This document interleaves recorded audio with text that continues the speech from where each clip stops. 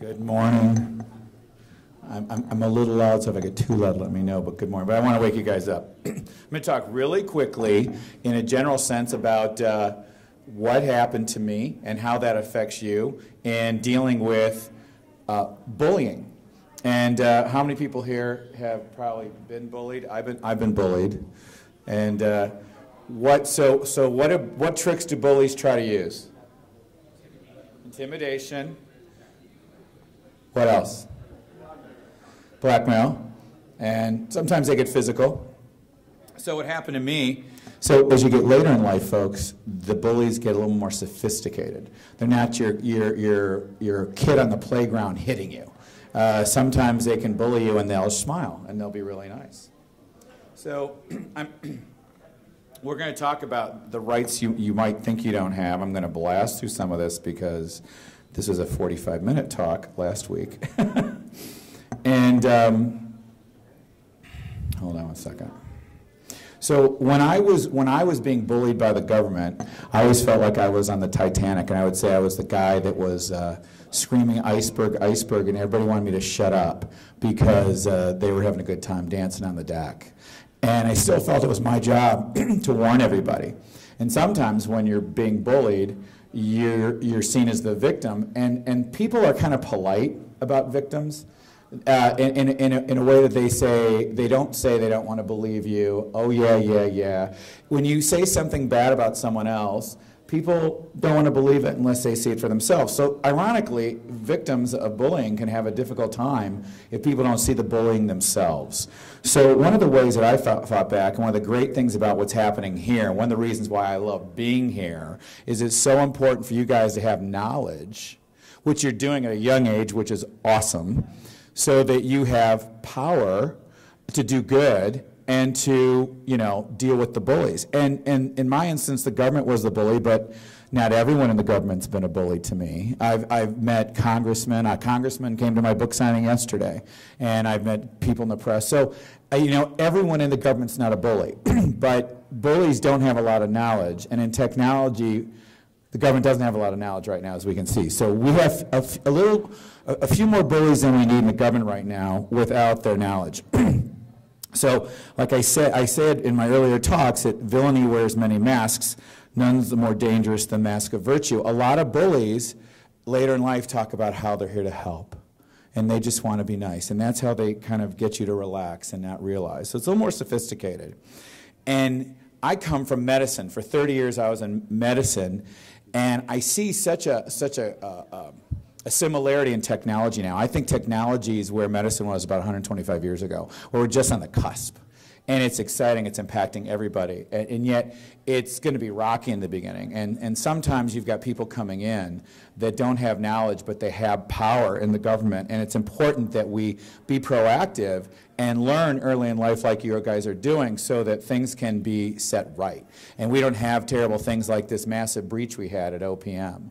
Or that when we have big breaches in companies that damage everybody, that we work collaboratively, not bullying each other and finger pointing, because that doesn't help us in the future in technology. And one of the tough things about technology, I think, that makes it more difficult than even medicine, is that medicine we could see the patient on the table. We could see the blood. We could see the disease.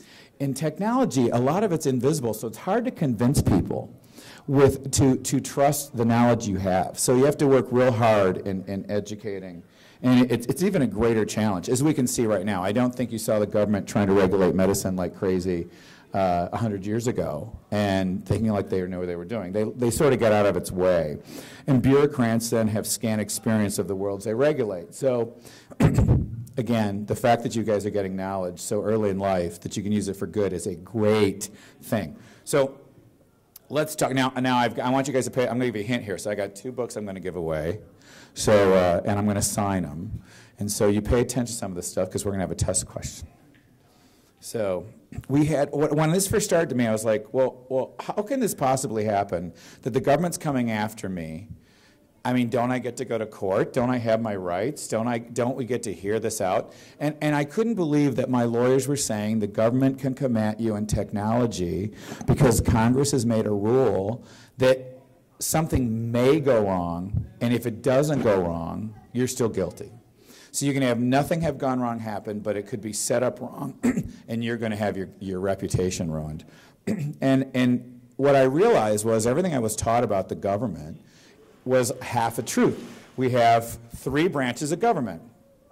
Executive branch, which is the president, the judicial branch, which are our courts, and then we have the founding fathers really had an agenda that power and laws were really supposed to be difficult to put on the backs of the people. It's supposed to be tough. So they didn't just make a legislative branch. They took the legislative branch and they snapped it in 2. And we have the House and the Senate. So Congress, believe it or not, I hear people complain about Congress all the time. It's supposed to be a big mess. It's supposed to be hard. It's supposed to be difficult to get on our backs. The problem is it's also difficult to fix the stupid things they do. And so they created the government agency about 100 years ago. And what they've done is they've taken the power, the separations of power away. Like I say, we are supposed to be an open hand. And our freedoms to keep the power kind of diluted is the space between the fingers.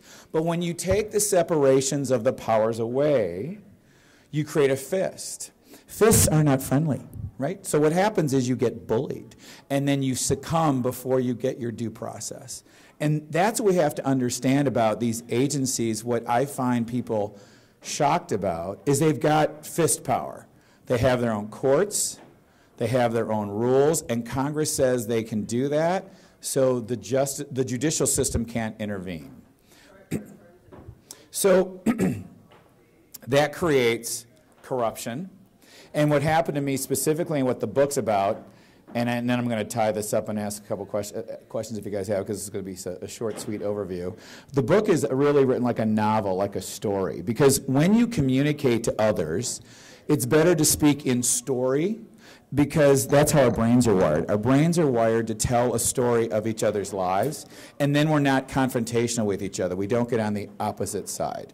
And because subconsciously we're thinking, when someone starts telling you stuff, you're subconsciously thinking, well, what does this matter to me? And you're kind of naturally on the other side. But when you tell stories, like in movies or in books, then you're on the, you kind of get in each other's shoes. You can see each other's points of view. So I wrote a book like a novel, because my whole thing was I wanted everyone to know, hey, this is unbelievable. I can't believe what they taught me in school was wrong. I can't believe I don't get to have my day in court. And they get to drain you dry by having you spend millions on lawyers, and your reputation gets assassinated in the press, and the press usually thinks, well, the government says it's that way, so it probably is. And then when we hear things like that, we don't stop our day and give someone a trial. We wait for the courts to finish, and then 5 years goes by and you're dead. And it's just a tough, and then what gets fixed? We really need to focus more on understanding that's not helping anyone. Just these guys keep their job, and we need to have them focus on the right thing so we don't have any more opium breaches. So bullying, I think, comes in many forms. One of the ways is overkill, meaning intimidating you to settle. And that is a part that we're seeing the results of now. Until I think technology hit in the way it has right now, we centralize so much information, and then bad people can get that power. We've never really understood how the current setup we have of these regulators really can hurt us. I'm going to stop right there because I only have 15 minutes, not 45. But I kind of wanted you guys to understand that what you're doing is fantastic, that knowledge is power, and we understand how things are really set up. You can change and help change, because you guys are the leaders in the future. So here is a test question. Why did the Founding Fathers separate the legislative branch? Okay. All right, okay, and I'm going to ask one question, I'll ask another one.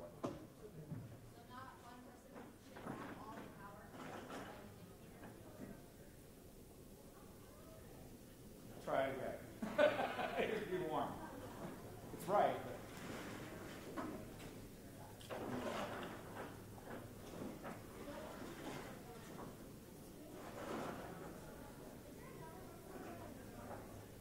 Made it harder to what?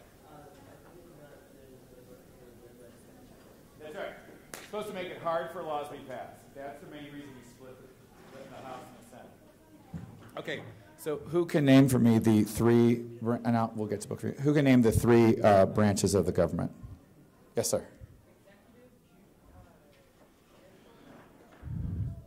Thank you. Thank you very much. Come get your books. I appreciate it.